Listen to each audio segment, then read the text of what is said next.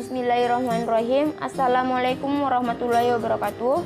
Perkenalkan, nama saya Andi Nurafita dari kelas 11 TKJA. Nah, di video presentasi kali ini saya akan mempresentasikan yaitu komunikasi audio video, yaitu teknik layanan jaringan. Nah, pengertian komunikasi audio video. Komunikasi audio visual adalah proses penyampaian pesan atau informasi dari sumber kepada satu penerima atau lebih dengan cara memvisualisasikan sekaligus memperdengarkan isi pesan atau informasi kepada penerima dengan melalui media yang menunjangnya. Media yang menunjangnya itu adalah elektronik.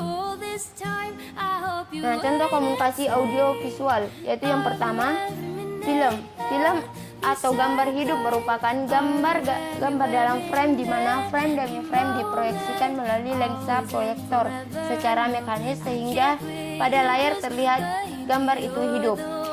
Nah, yang kedua, video sebagai media audio visual yang menampilkan gerak.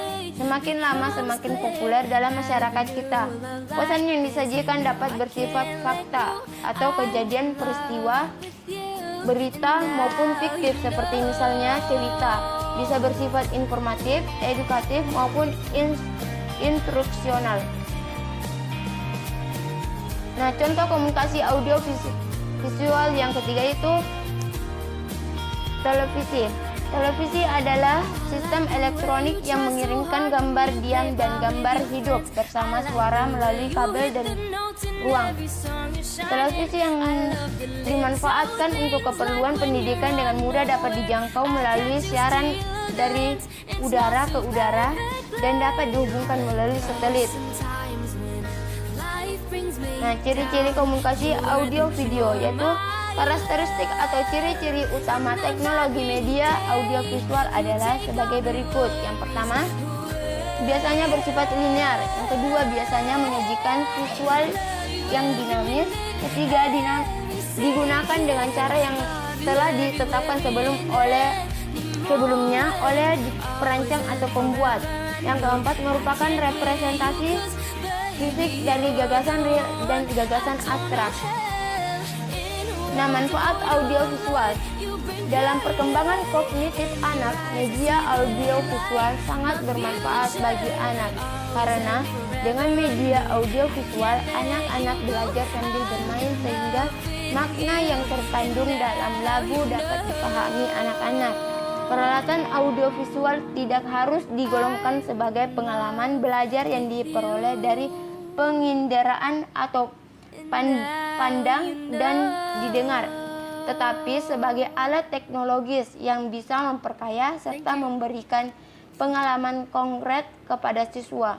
Manfaat menggunakan audiovisual dalam pembelajaran adalah yaitu sebagai berikut, yaitu yang pertama, mempermudah dalam menyampaikan dan menerima pembelajaran atau informasi serta dapat menghindarkan salah pengertian. Yang kedua, mendorong keinginan untuk mengetahui lebih banyak. Hal ini disebabkan karena sifat audiovisual yang menarik dengan gambar yang dibuat semenarik mungkin, membuat anak tertarik dan mempunyai keinginan untuk mengetahui lebih banyak. Yang ketiga, mengekalkan pengertian yang didapat. Karena selain bisa menampilkan gambar, grafik, diagram ataupun cerita sehingga mengekalkan pengertian, pembelajaran yang diserap melalui penglihatan atau visual sekaligus dengan pendengaran audio dapat mempercepat daya serap serta peserta didik dalam memahami pelajaran yang disampaikan. Nah, yang keempat, tidak membosankan.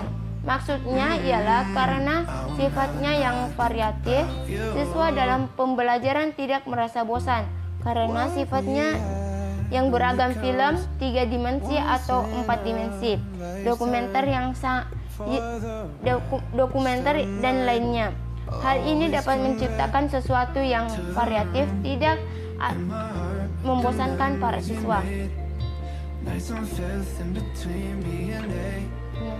Sekian dari presentasi video saya. Mohon maaf bila ada kesalahan kata, mohon dimaafkan dan Terima kasih.